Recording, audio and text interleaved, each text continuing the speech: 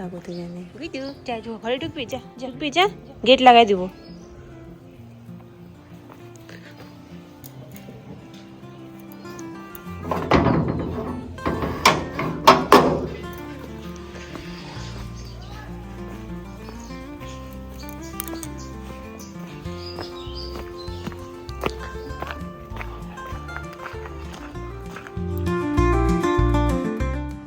আকাশটা দেখেন কিরকম মেঘলা করে আছে, যে কোনো সময় বৃষ্টি আসতে পারে।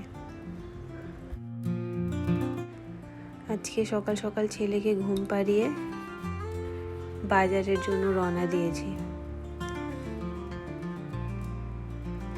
আজকে বুধবার, এখন 10:30টার মতন বাজে।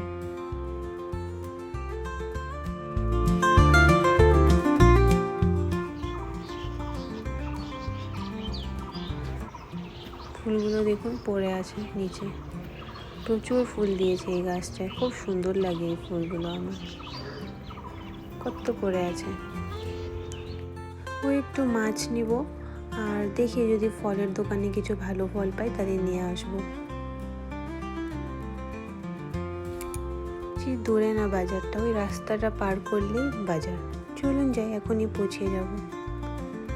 চলে আসছি মাছের দোকানে, একটা জ্যান্ত রুই মাছ নিলাম।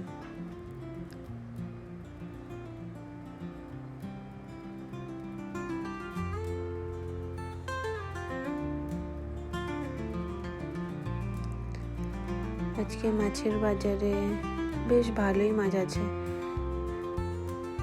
সকাল সকাল আসলে একটু জ্যান্ত মাছ পাওয়া যায়। ওই যে ওই রুই মাছটা নেব।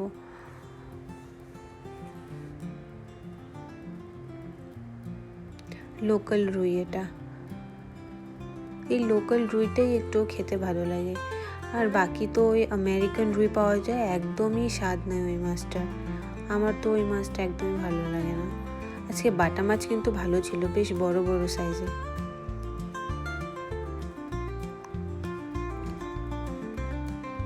থাক, আর নিব না, এই রুই মাছই আজকে হয়ে যাবে। বেশি মাছ নিয়ে গেলে না খাওয়া যায় না, ফ্রিজে রাখতে হয়, আর পরের দিন না আর ওই জ্যান্ত ভাবটা থাকে না, তখন আর ভাল লাগে না খেতে।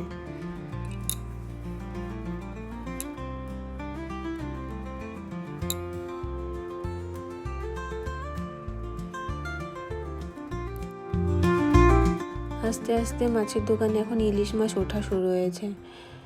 আমার না এই মাছ কাটা দেখতে খুব ভালো লাগে।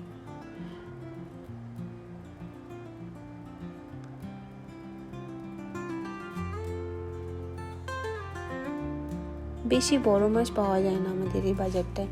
একটু দূরে একটা শিব মন্দির বলে জায়গা আছে, ওইখানে বিশাল বড় বড় সমুদ্র মাছ পাওয়া যায়, জানেন।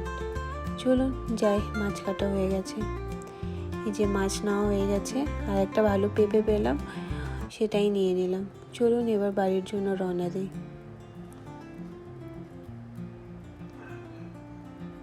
কি সুন্দর নারকেল গাছগুলো দেখুন। আমার খুব ইচ্ছে যে আমার বাড়ির সামনে 2টো নারকেল গাছ হবে গেটের পাশে পাশে। কি জানি কবে পূরণ হবে এই ইচ্ছাগুলো। খুব ভালো লাগে আমার নারকেল গাছে। আসলে ওই ছোটবেলা ঠাকুমার বাড়ি যেতাম, তখন ঠাকুমার বাড়িতে জানলা দিয়ে 2টা নারকেল গাছ দেখা যেত, তো সেটাই আমার স্মৃতি থেকে গেছে। হাঁসগুলো দেখুন, এটা আমার পাশের বাড়ির হাঁস পোষে। চলুন বাড়ি যাই, আমার ছেলে দেখলে খুব খুশি হয় হাঁসগুলোকে।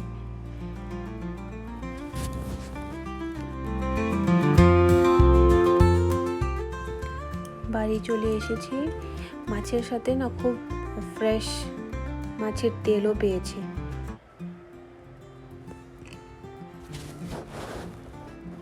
তাই মাছের তেলও নিয়ে এসলাম। আমি আর আমার ভাই দুজনই মাছের তেল খেতে খুব ভালোবাসে, তাই নিয়ে আসা আর কি।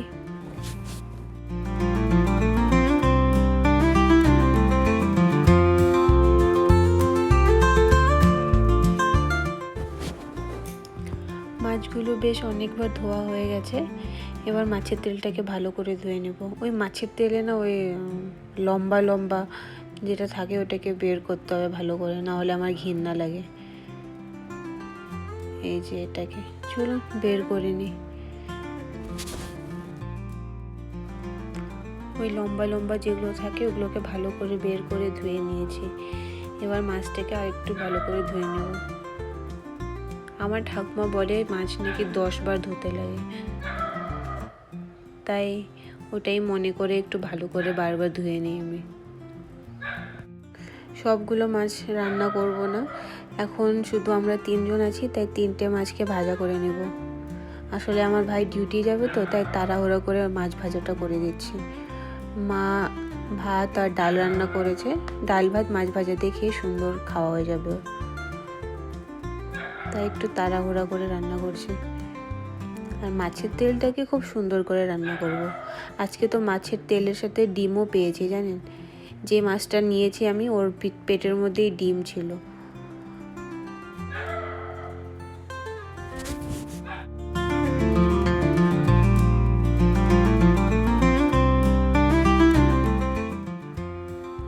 এদিকে আমার কড়াই প্রায় গরম হয়ে গেছে, এবার তেল দিয়ে দিলাম। সর্ষের তেলই দিলাম, আমরা সাদা তেল খাই না, সর্ষের তেলেই সব রান্না হয় আমাদের বাড়িতে। এবার মাছগুলোকে ঝটপট করে ভেজে নিব।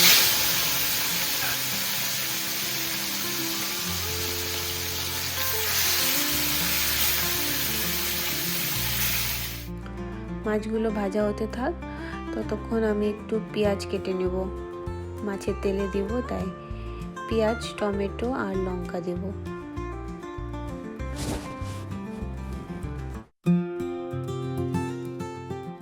আজকে অনেক দিন পর আবার রান্না করছি জানেন। আর ছেলে ঘুম থেকে উঠে গেছিলো আমি বাড়ি আসতে আসতে, ও মার সাথেই আছে। আমার ছেলে যখন ওর দিদার সাথে থাকে ওর আর কারো দরকার পড়ে না। আর আমার মা জানি না কীভাবে ওকেও সামলায় নেয়, আবার রান্নাও করে নেয়।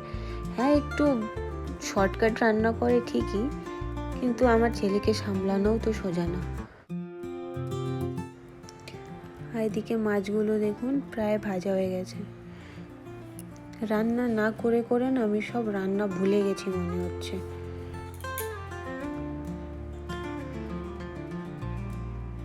এই মাছটা একটু ভেঙে যাচ্ছে, তেল কম হয়ে গেছে আজকে একটু মাছ ভাজার জন্য। আর নিচে গেলাম না তেল আনতে, বারবার ওঠানামা করতে ইচ্ছা করে না।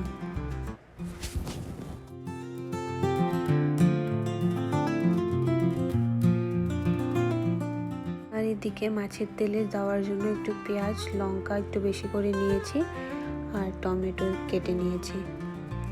এবার মাছগুলো হয়ে গেলেই মাছের তেলটা বসিয়ে দেব। মাছগুলো ভাজা হয়ে গেছে, এবার এটাকে নামিয়ে নিচ্ছি।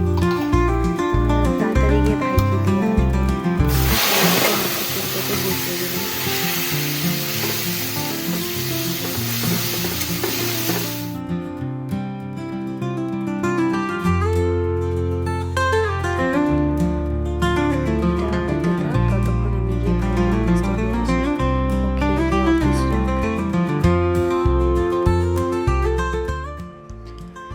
রান্না করে আবার ছেলেকেও খাওয়াতে হবে। কতটা মাছের ডিম পেয়েছি আজকে দেখুন। এই বর্ষার দিন আসলে না এটা একটা ভালো লাগে, মাছের ডিম হয় প্রচুর। আর আমার মাছের ডিম খেতে এত ভালো লাগে, আমার ভাইও বেশ ভালোবাসে মাছের ডিম খেতে।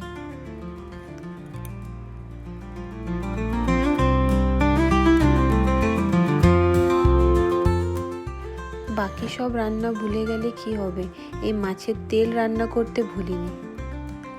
এখনও সেই আগের মতনই টেস্টি রান্না করি। আমার মা মাছের ঝোল এসব ভালো রান্না করে, কিন্তু মাছের তেল আমার মতন রান্না করতে পারে না। আমার খুব টেস্টি লাগে আমার নিজের হাতের মাছের তেল।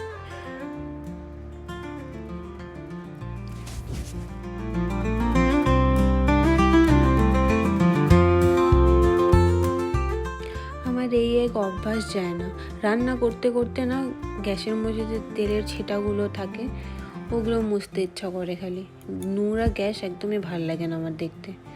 জানি হাত পুড়ে যাওয়ার চান্স আছে, কিন্তু তাও ইচ্ছা করে পরিষ্কার করে রাখি।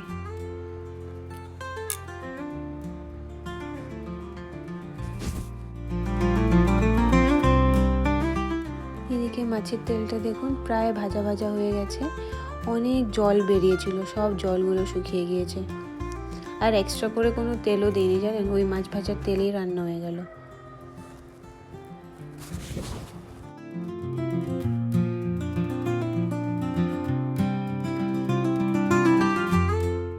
এই দেখুন প্রায় রান্না হয়ে গেছে, দেখে তো বেশ ভালোই মনে হচ্ছে। আর একটু ভাজা ভাজা হোক, তারপরে নামিয়ে নেব।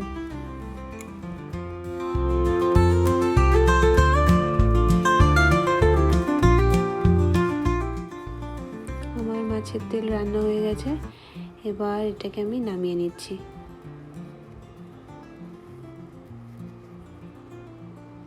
যা টেস্টি হয়েছে না, এই দিয়েই এক থালা ভাত খাওয়া হয়ে যাবে আজকে, আর অন্য কিছুর দরকার পড়বে না।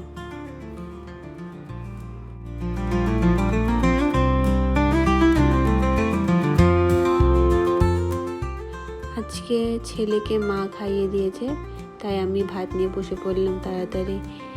আজকে মা একটু রান্না করেছে হলো কাঁঠালের তরকারি, আর এদিকে নিয়েছি মাছের তেল আর মাছের ভাজা।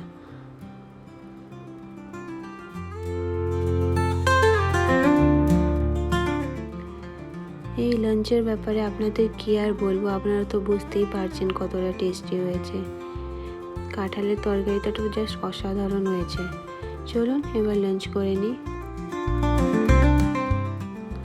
আমার লাঞ্চ করা হয়ে গেছে, আর এখন একটা পেঁপে কাটলাম। বাবাও জানেন অফিস থেকে তাড়াতাড়ি চলে আসছে, বাবার খুব পেট ব্যথা করছিল, তাই এখন আবার হসপিটাল যাবে। বাবাকে একটু পেঁপে কেটে দিলাম, পেঁপে খেয়ে হসপিটাল যাচ্ছে। চলুন আজকের ব্লগটাও তাহলে এখানেই শেষ করছি। সবাই ভালো থাকবেন, সুস্থ থাকবেন, আবার দেখা হবে পরের আরেকটি ব্লগে।